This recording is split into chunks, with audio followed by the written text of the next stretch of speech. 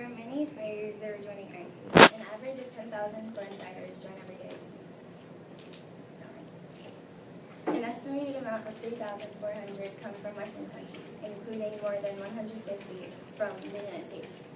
The number of foreign fighters could increase, and with the amount of foreign fighters increasing, it could be very effective to us if we don't do anything.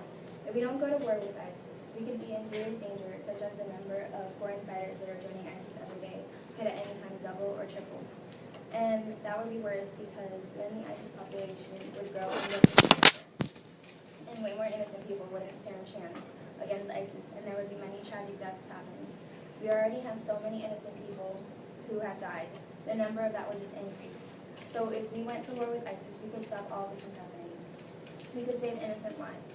And it's not just saving innocent lives, it's stopping the madness that's out there. There needs to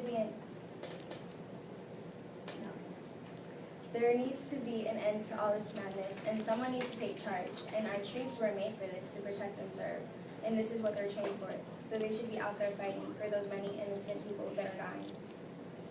We understand this is happening in this country, and we need to put a stop to this, because it's not just protecting the innocent people out there. We're actually protecting ourselves, our country, because with all these terrorist attacks, it's causing harm to our community. And this mess with ISIS is getting bigger as we're talking. They're getting powerful. They're getting powerful, and it could affect us. If we don't put a stop to this, it could turn into World War III at any moment. And if this happens, the children of our generation will be going through the same problems. Going through the same problems that the children over there are having, because we'll be experiencing what they're going through. Look at what everyone over there is going through. How would you like to be in a constant war every day and no one to help you? Or if you get thrown off a building because of what gender you prefer?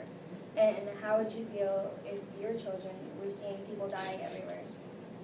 It would be very traumatizing. Think about how ISIS has burned many temples of worship and many artificial artifacts. They have destroyed a ton of them, and you see all the damage they have caused in total. Now just imagine all the things here in the United States that are very important to us. Now imagine them all gone, along with our family members and the places we live in are broken and ruined. Yes. Right. You say that it could become a World War III, but the only reason it would become a war is if we send troops, because that would start a war. Why would you want a war with ISIS? Why would you want to start the war if we send it? Right. I'm saying, if we send troops over there, it's going to start a war. But it's not like a war right now. How could that become a war? Well, if it gets bigger and we don't do anything about it, like they could cause a whole bunch of more terrorist attacks and attack other places too, and just basically mess up the entire Are doing something about it. Huh? But we are doing something about it. But We're we not just need standing by. to send our troops over there, and then we could stop it before it gets even bigger and way out of hand.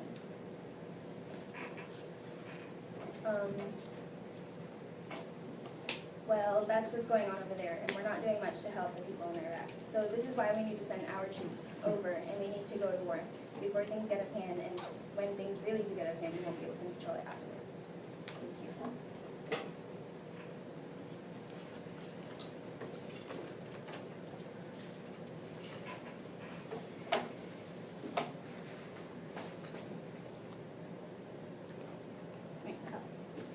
The problem with sending the troops is that we could raise tension in ISIS, make them become more desperate with their hostages.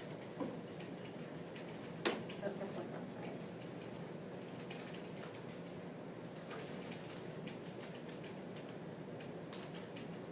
I know what you think, that this is a definite reason why we should send troops, but we definitely don't need to.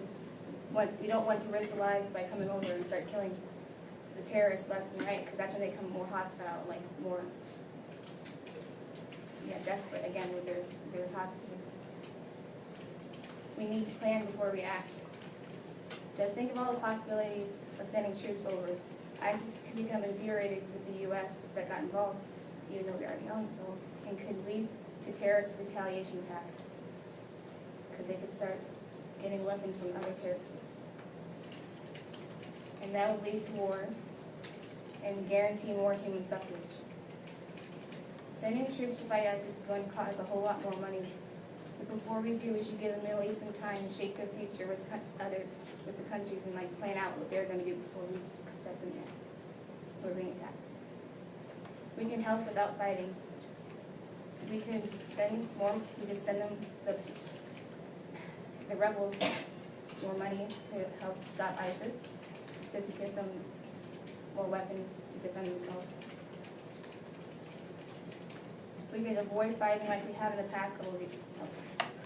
Yeah, all right, so you said that ISIS would be more infuriated with us, but we're already engaged in the war, so, It's not weird. well, engaged in their little thing, because we're sending bombs over there, so what would happen if we would send troops over there?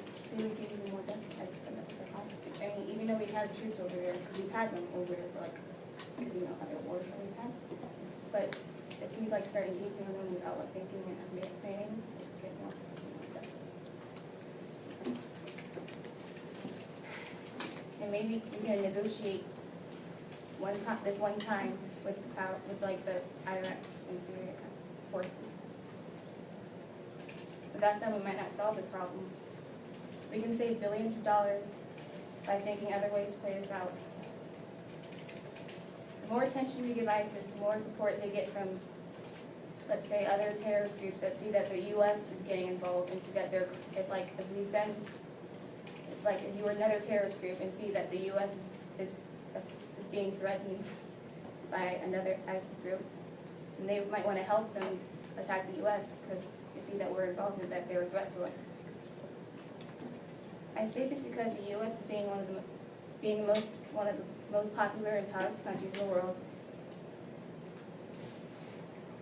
All right, so you said that they would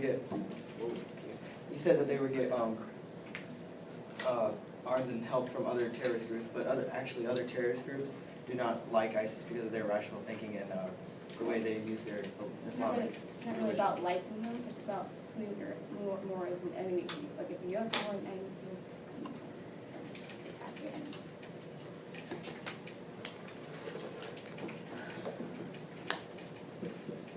Alright, powerful countries in the world. We're one of the most powerful and popular and powerful country in the world, giving the terrorist group in the Middle East a lot of attention.